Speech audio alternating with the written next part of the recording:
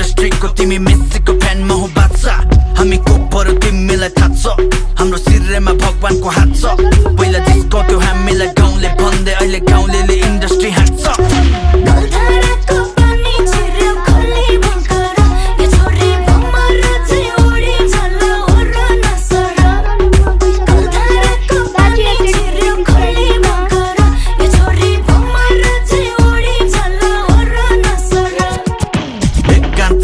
कता हो घर तिम्रो नाम अनि ठेगाना बताइदो त एकान्ती कता हो घर तिम्रो नाम अनि ठेगाना बताइदो त